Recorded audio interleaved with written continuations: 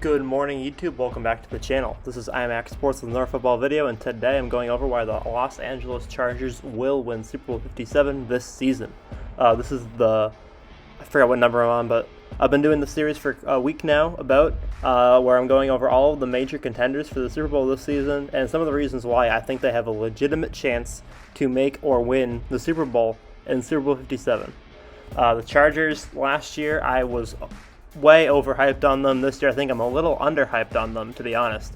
I had them going 14-3 last year. They got 9 wins. It was a solid season for them, but I think that this year they made enough major moves that they'll be able to be serious legitimate contenders. First off, we got to talk about Justin Herbert. Justin Herbert's had a phenomenal start to his career. He made a Pro Bowl last season. He got Offensive Rookie of the Year his rookie season. And he's looking to be a legitimate elite quarterback over the next couple of seasons. If you compare if you compare Justin Herbert's first couple of seasons to Patrick Mahomes' first couple of seasons, there's a lot of very similar comparisons. Herbert took a few more passes because he played a couple extra games, but the touchdowns are similar, 69 to 76, 25 interceptions to 17. So obviously Mahomes had less. A little less yardage per game for Herbert at 292 versus 304 for Mahomes, and pass rating 98 for Herbert and 110 for Mahomes. Now, obviously, Mahomes' stats are significantly better here, but you have to take into account Mahomes got a MVP his first season as a starter. He never played as a rookie, so he did have a slight advantage starting off of his second season because obviously Herbert's stats increased for his second year, but generally speaking, they're comparable stats.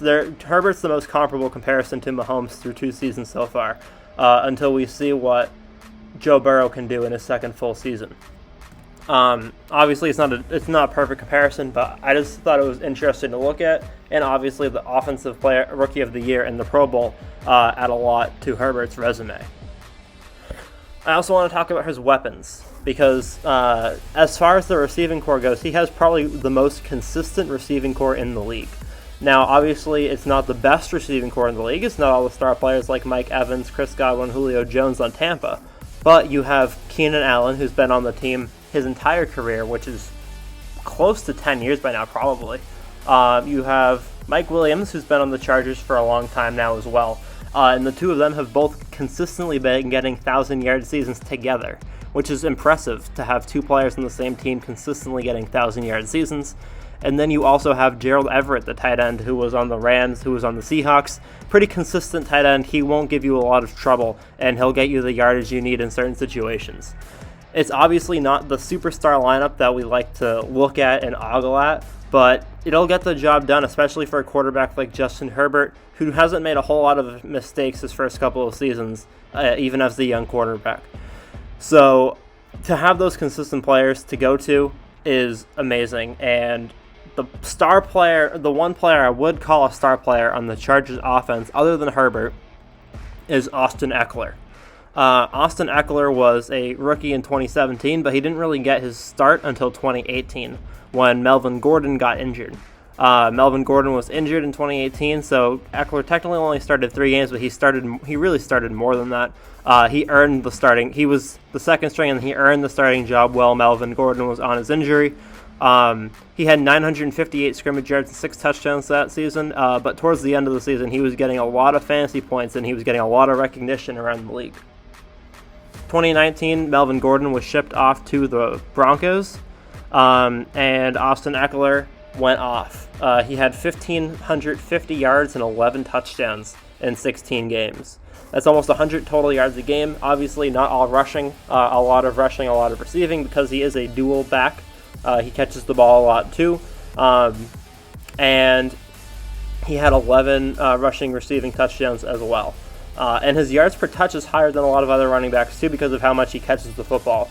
Now, it's gone down a little bit in the last couple of seasons because he's gotten more attempts per game and more rushing attempts per game, so the receiving hasn't been as impactful, but he still had very strong numbers in 2020. He only played 10 games, but he still had almost 100 yards a game and 3 touchdowns, which isn't a lot, but considering he only played 10 games, it's not nothing. And then last year, 2021 was when he really had a phenomenal season, going for 20 touchdowns, a lot of them receiving because Justin Herbert had 38 passing touchdowns, but that ground game for him has been getting better every year of his career. He's had more rushing touchdowns, more rushing yards, more rushing attempts, and that's why the touches have gone up as well to almost 300. I can see him having 300 touches this season if he plays the full 17 games, and I can easily see him having close to 2,000 scrimmage yards as well. Austin Eckler is going to be leaned on a lot in this offense because of the versatility of him, and obviously because the receiving core is so good, it takes some of the pressure off of him to do well. I think that the addition of Gerald Everett at the tight end position is really going to take off some pressure from him because Gerald Everett can take some of the dump-off quick passes that get the chunk yardage, and Eckler can focus on improving his running game and improving some of the backfield passes instead of some of the short passes up the middle. And I think that his touchdowns are definitely going to stay pretty consistent as well. Once you start getting those big touchdown numbers, you don't go down. You usually go up, especially if the team notices how important you are to their success. And then I wanted to talk about arguably the most dominant defense, not the most dominant defense as a whole, but some of the defense with the most star players. You have Joey Bosa, who was at one point in time the highest paid defender in the league. I don't think he is anymore. You have Derwin James, one of the better safeties in the league.